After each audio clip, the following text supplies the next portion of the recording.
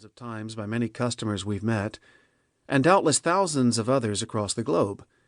The value of relevant, personalized communication cannot be overstated, and companies who don't provide it risk seeing their response rates decline, and more organized competitors, or nimble startups, eat their pizza.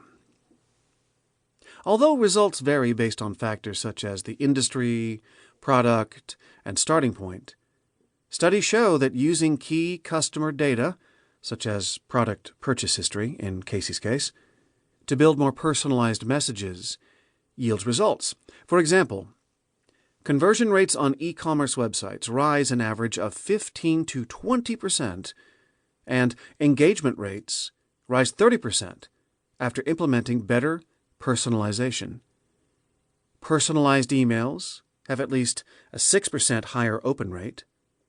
Targeting ads on social networks based on website visits can increase click-through rates by a factor of 2. Multiple studies estimate going from large segments to more one-to-one targets, even in a simple, incremental kind of way, quickly raises average customer lifetime value 20% and engagement rates 30% or more. How do consumers feel?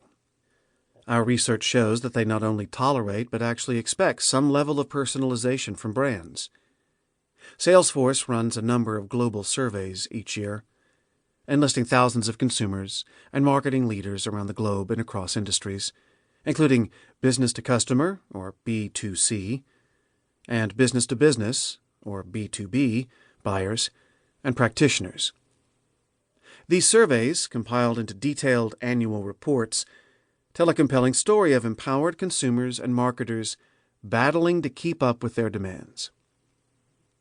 As should be obvious by now, customers are increasingly willing and able to move their business when a brand lets them down.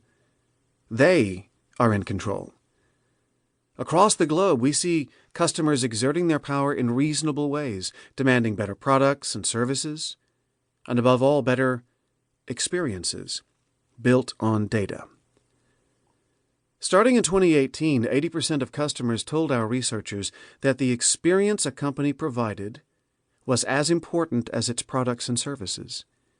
And even more, 84% said that some level of personal treatment was key to winning their business.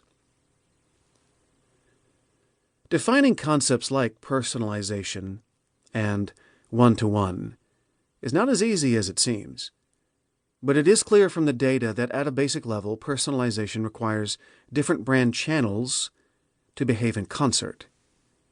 According to our State of the Connected Consumer report, 69% of customers say they expect connected experiences. They believe that behaviors and preferences expressed in one channel should be reflected in others, that they won't have to enter the same data twice, and so on.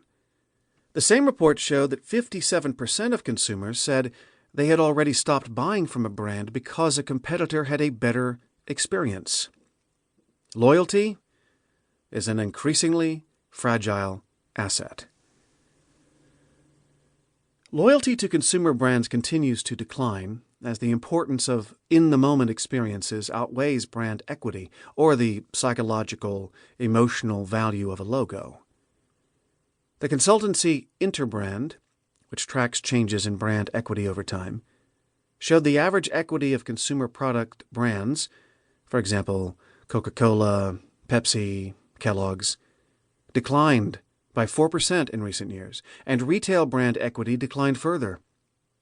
The study was done prior to the impact of COVID-19. Meanwhile, equity in the big four platform brands, Google, Apple, Facebook, and Amazon, went up almost 10% in the same period.